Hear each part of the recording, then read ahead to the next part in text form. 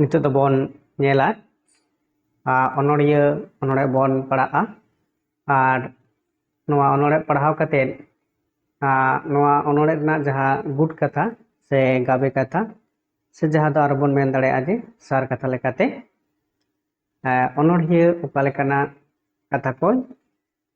sodor akada se disom ren manmi koten aya onore talate ukalekan chitar ko abo dhane hotel sodor akada to noa ubagi onore do jaha do Gorajan Tudu gomke gi ol onore puthi Chanmala ona onore puthi khonag gi noa onore do so ona onore puthi re noa onore mena akada noa ubagi onore do aima chanach kore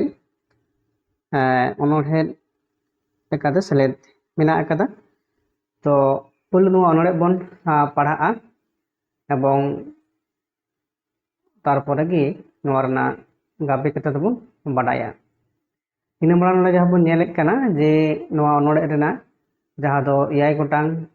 star se stanza se to bok bon lay dareya mena akada abo ona 6 gotang thar gi bon padha'a ina pore metang thar rena jaha sar katha se good katha bon galocha to pulu thar re chet mena akada je mayam kundi re mid thop mayam sarej mena khan hapram koa ko dil ar dalitem puron geya apnara layogo ko sora santal sedai hapram kore gorobo kome buta dalite ko rehedo keda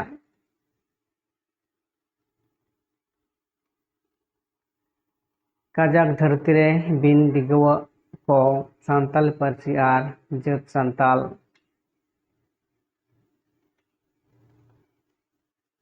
hapram koa do sonero din nakoge raj rapaj porja nako jat jang boyha kate parsi puho joto kote joton teko dari kida mayam kundire mid thop mayam sarej mena ko khan hapram koa ko dila dalitem puron geya santal santali joton lagid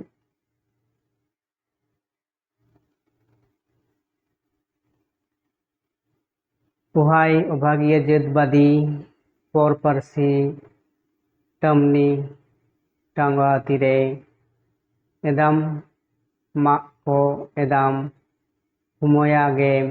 santal santali kachi kadle ko Porojat parsi chong lahorok kan notang len kan onam haladale ko nijak ko nihat katem cigawa ina notangok ko ten hom misre ina ja hapram koren bema punticho nijat ni kahito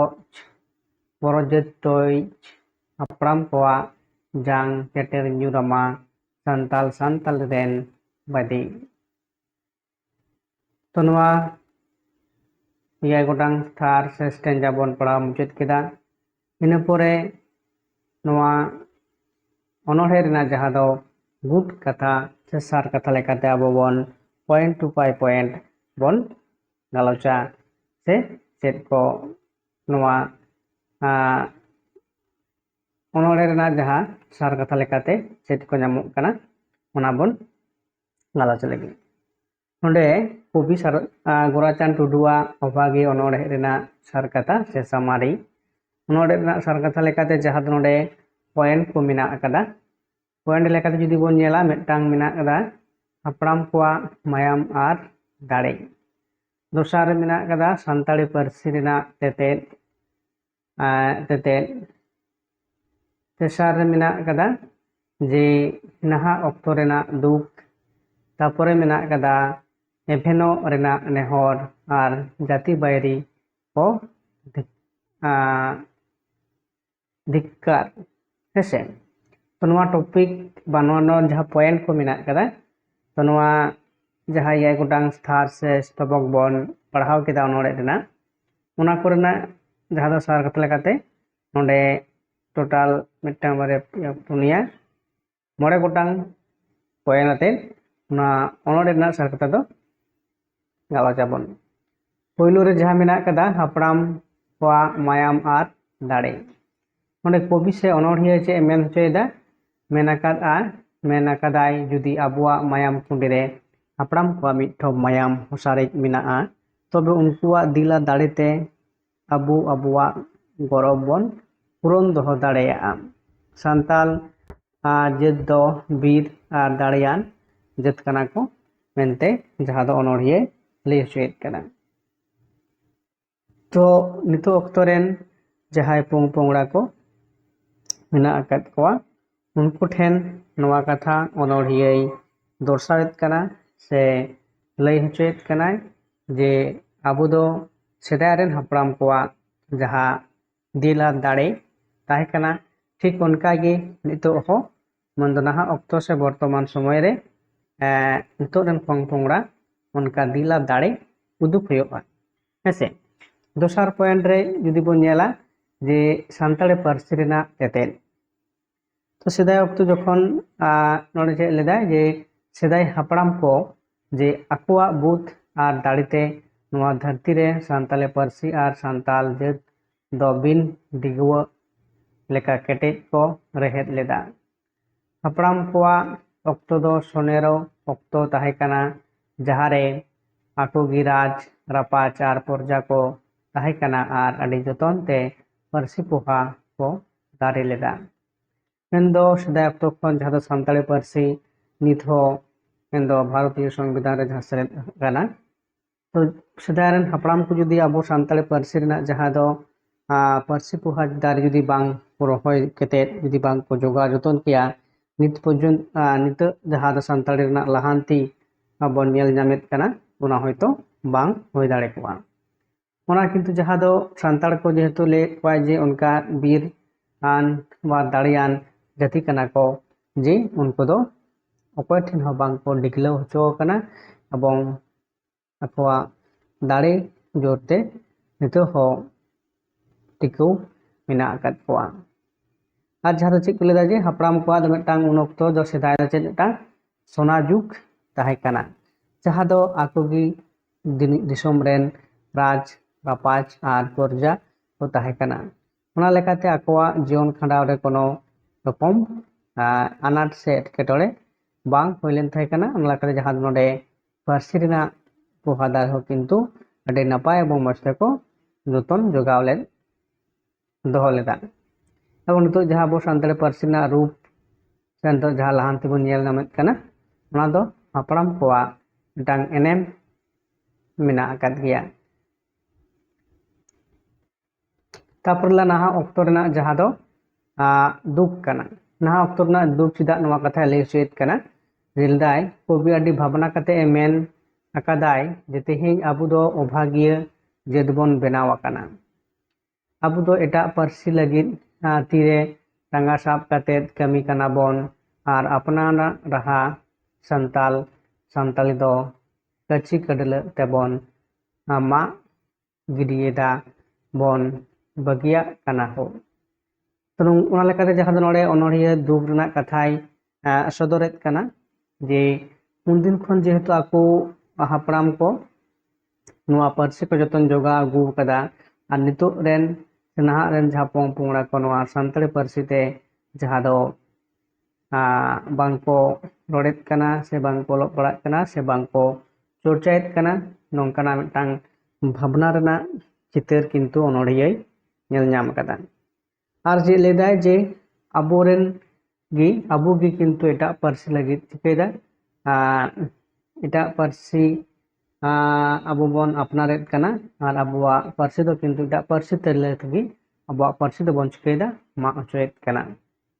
are जहाँ लेका दो आबोआ road आलांग रहा सान्ताला दिन दिन ते चिकाग कना मिदटांग संकीर्णतम से मालटो कान डहार रे मेना आकादा आर मेन दो आबो